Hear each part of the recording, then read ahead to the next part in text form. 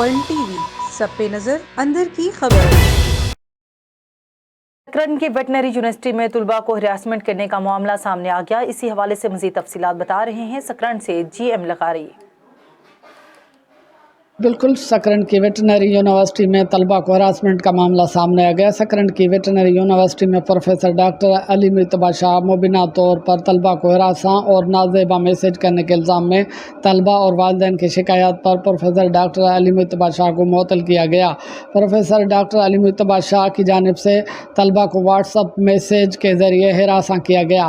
بعض ذوق ذرائع کے مطابق وائس چانسلر نے ڈاکٹر سلطان جتوئی، میڈم امرین محمد بخش لاکھوں پر مشتمل 3 رکنی ٹیم کی تشکیل دے دی۔ یونیورسٹی کے ڈین فیکلٹی ڈاکٹر زاہد اقبال راجپوت کی جانب سے معاملے کو دبانے کی کوشش کی جا رہی ہے۔